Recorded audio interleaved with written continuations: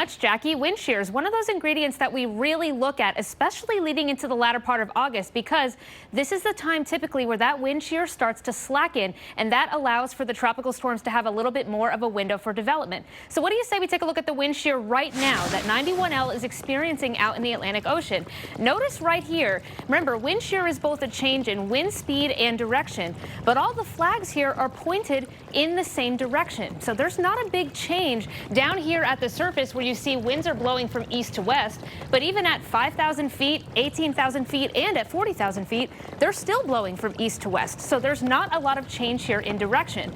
But the second factor, the speed, we also don't have a lot of change in speed. Down here at the surface, we're at 19 miles an hour. Just a little bit above that is 17. A little bit above that, we're at 19 again. That's only a change of about 2 miles per hour. So that's also not a big change. So showing you that there's not a lot of wind shear right now. So if we look at the shear factor for this system, we're giving this one a low, showing you that this is a favorable environment for this storm to potentially develop in the coming days. But away in any one location, so it's not really being sheared, as you say, and you know that's a really vigorous spin right here. I'd say the only thing that this is lacking right now is just a whole lot of deep convection. I mean, it's really close at this point. I think this is probably one of the best looking invests we've had so far this year. I mean, we're really looking here at a low level spin. I mean, I'm surprised that this thing isn't more potent at the moment. It must be battling other factors as well, but you can just really see it's just moving along in those easterly winds because there's nothing really stopping it. Yeah, and it really does look like it wants to go. Once we get some big bursting of thunderstorms going here, I think it's really going to take off. But then when you look farther northwest,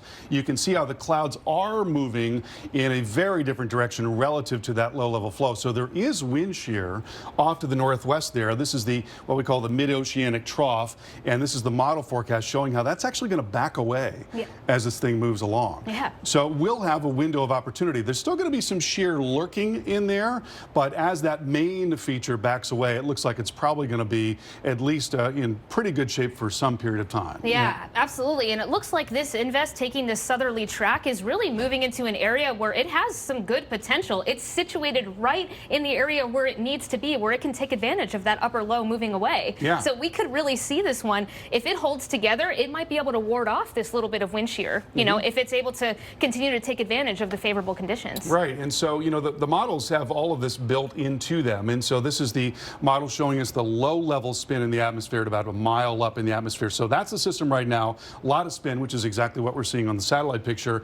And we can roll this forward and see how it comes through the Windward Islands there and into the Caribbean. And, you know, we could very well be looking at a named system by this time coming up this weekend, coming through the Caribbean. GFS model in a similar camp showing a pretty well-developed circulation there. So this could be our next storm. Definitely. And even regardless of whether or not it forms, we're still expecting to see some squally weather across the Windward Islands. So whether or not that circulation really holds, the impacts will still be the same. That's right. And we'll have much more on the tropic. Carl Parker here in the lab with us.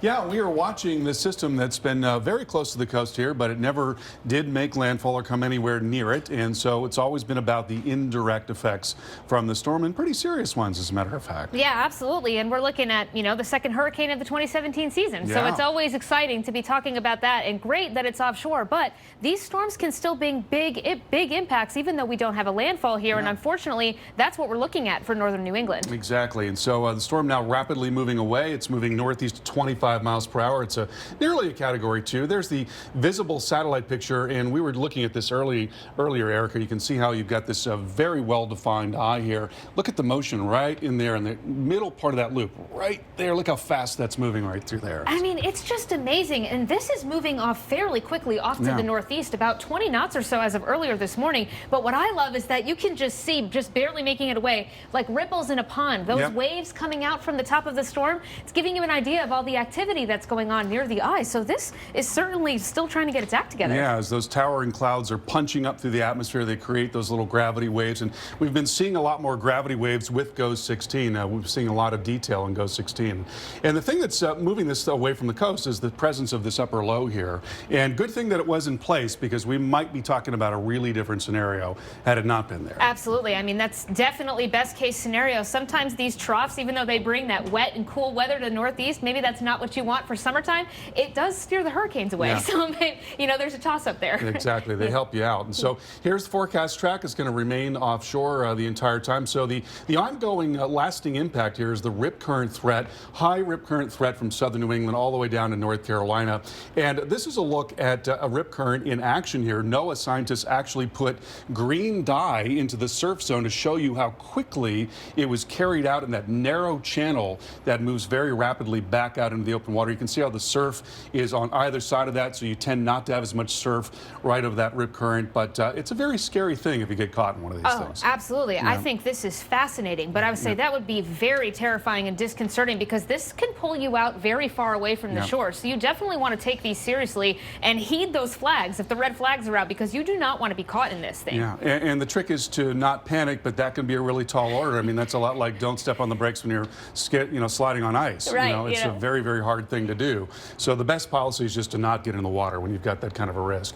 And then here is a look at the middle part of the Atlantic, the main development region. 2 invest areas and an area to watch being given now respectively 50, 50, and 40% chances of developing in the next 5 days. And this 91L is actually looking pretty good right now. That's going to be moving towards the Caribbean. And then you've got these other development areas that are more off towards the west-northwest. Now, here's the visible satellite picture. And how about the structure on that right there? Pretty impressive, huh? Absolutely. Yeah. I mean, this very healthy looking invest here. It's moving steadily to the east, but you can see a lot of activity and low-level spin forming here down near the surface. This giving you an idea that this one really does stand a chance of developing if it's able to really take advantage of those lightning wind sheared winds. If we see some big bursting of thunderstorms over the next night or so, or maybe next couple of nights, then this thing will be on its way. I definitely think this one is the one to watch of all those 3. All right, and we'll have much more on all this coming up in just a few minutes.